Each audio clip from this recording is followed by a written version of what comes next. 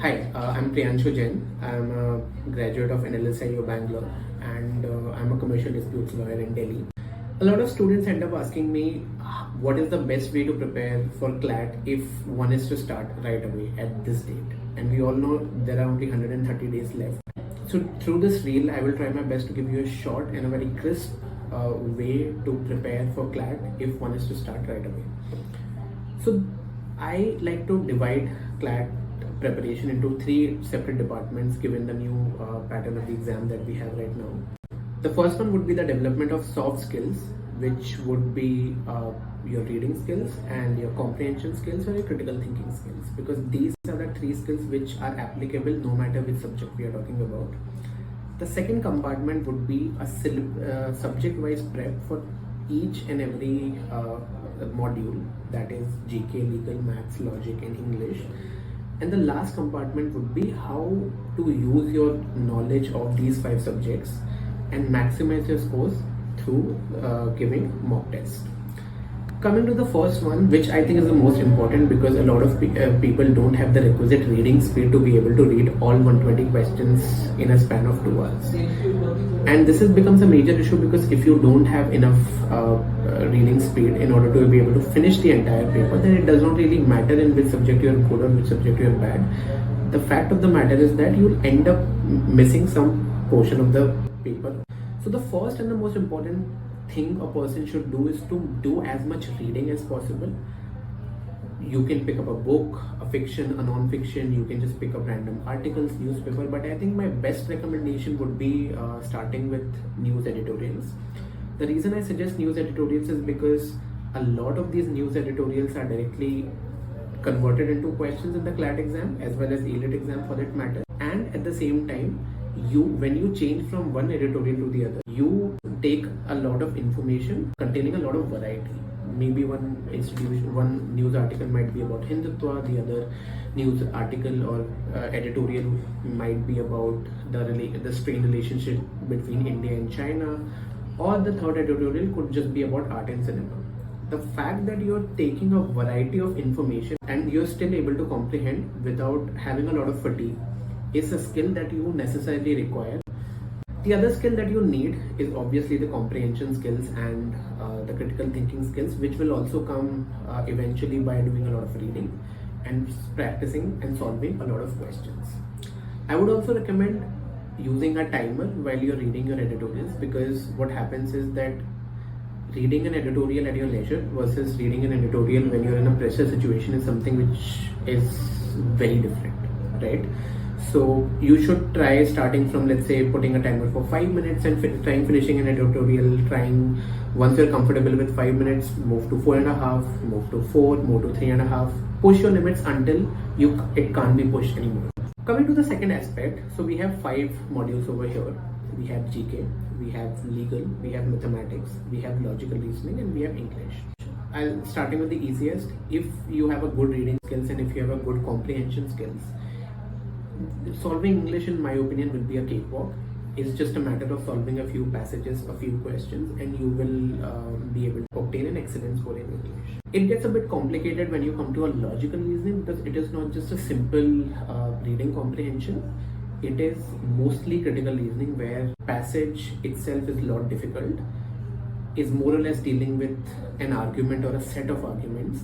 And the questions that are there, for example, strengthening a question, weakening a question, figuring out the main essence of the passage, completion of the passage, these are the kind of questions which are much more complicated than a simple reading comprehension. So this is something you will require a lot of a good reading speed, so that you have sufficient time to be able to apply your mind to the questions.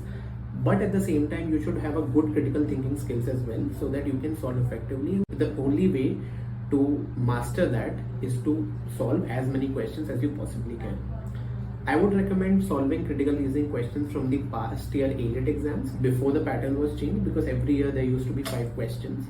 I would also recommend solving past year LSAT exams, because that is an excellent repository of questions, both single of questions versus a passage based questions that you require in order to master your skills and maximize your scores in the logical reasoning. Mathematics has become a lot different. I would say it's slightly an easier way of the kind of mathematics that is asked in the CAT or any other MBA exam for that matter. So you have a lot of questions on data interpretation, you have a lot of questions on processing information in one way or the other, and every single question will have like one passage followed by 5 questions. It could be about geometry, it could be about mensuration, it could be about simple data interpretation, it could be about basic algebra. As far as mathematics is concerned, if you work on your data interpretation skills, if you work on your calculations, and if you solve, let's say, the basics. Legal, on the other hand, slightly more complicated as compared to what it used to be.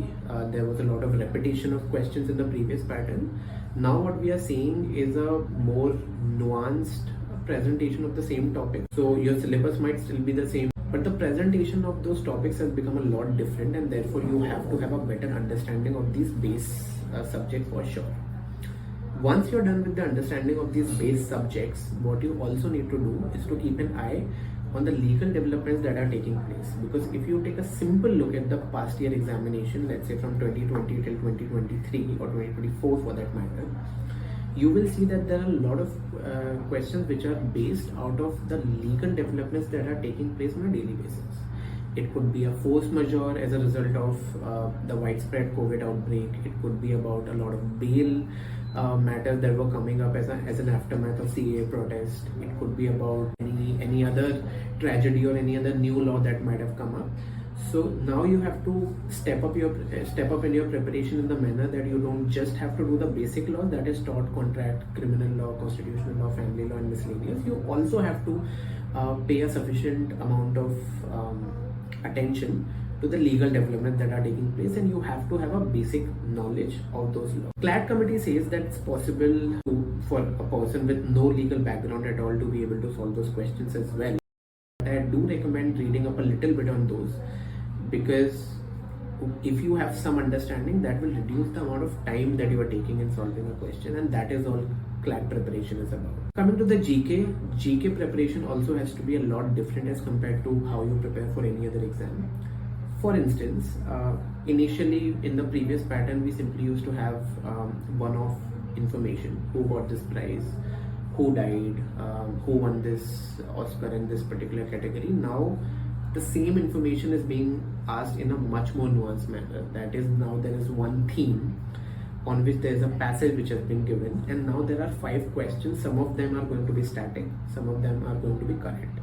So now you have to reduce the breadth of information that you would ideally cover, and you have to go into the depth of each and every theme that you think is important for CLAT. Now, how to determine whether some theme is important or not? You have to study past year papers thoroughly and figure out what kind of information and in what manner the CLAT committee has a knack to ask the information. Now, once you have identified one theme is true, for example, for this year, Lok Sabha election might be really important. The Olympics obviously is going to happen, it's going to be really important. India won the T20 World Cup, so everything around cricket or the World Cups for that matter might be really crucial. So once you have identified these themes, what you have to do is to read the same from a variety of sources, and if there's a particular question you can think of that is you have a feeling based on your analysis of the past year papers that is definitely going to come, then you have to have a separate preparation for those questions as well. For instance, if let's say a question is being asked about a conference or some event being organized by a organization of an international level, then it's very common to ask who was the first, where's the headquarters of that organization, or when was the organization established, right? So these kind of questions or aspects is something you now have to take a deeper look at in your preparation. What I would also recommend is making a list of all the themes, and so what this will do is that when you're revising in the last month before CLAT, this list will help you sort of crystallize your thoughts on each and every theme that you deem is important enough to prepare separately. Make detailed notes, but at the same time also keep a list of all the important topics that you have prepared for your exam. Lastly, coming to mock test is something which is as important as preparing for each and every topic. And the reason it is very important is because it's not just about whether you're able to answer the question or not. It's about whether you're able to solve those 120 questions in a comfortable manner, and whether you're able to apply your mind despite all the panic that will happen during the exam. So giving as many mocks as possible is very important for three things. First, you have to figure out what order are you going to take. Some people start with English, then they go to mathematics, then they go to legal. Some people start with mathematics, then eventually they go to logic. Some people start with GK, right? So you have to figure out what order of questions you are comfortable with. What my suggestion for this aspect of mock test is that you should ensure that you do not keep two subjects which are of similar nature, because that is going to cause a lot of fatigue on your reading. For example, GK involves your memory, maths involves your calculation. The other three subjects require your critical thinking as well as reading. So if you keep English and logic together, that means you are going to read around 10 passages at the same time, 10 to 12 passages at the same time, and that is something which is going to cause a lot of fatigue. But at the same time, if you insert mathematics between English and logic, that is going to give you some respite from doing all the reading, and rather you can use that part of the brain which is responsible for doing calculations and analysis, analytical analysis. The other aspect is time management, obviously, that you should be able to comfortably do. And my advice is that you should not just have a time management for how to solve 120 questions in 2 hours. You should also have a detailed plan on how much time you are going to allocate to each and every subject. The reason it is important is because your psychology automatically changes when you're thinking, okay, I have to solve these 25 questions in a span of 20 minutes, versus when you think you have to solve 120 questions in a span of 120 minutes. The panic will automatically kick in, and that panic, I don't mean in a bad manner, in a good manner. That is very important to keep you on your toes and make you realize that you don't have all the time in the world. So this is something which will come by solving as many mocks as possible. And thirdly, the attempts, how many attempts you are going to make, because ultimately it's very important to be comfortable with the idea of giving such an exam. It is very important to have the nerve to limit your attempts when the exam is very difficult, and you should also have the nerve to increase it at the same time when you have a very easy exam. So these are basically the three compartments one should focus at. Now what you're going to do, how you're going to do, how much time you're going to spend to each and every compartment or each and every subject, that will depend on one's own skill set, one's own comfort level, one's own weaknesses. So that is something I'll leave it to you.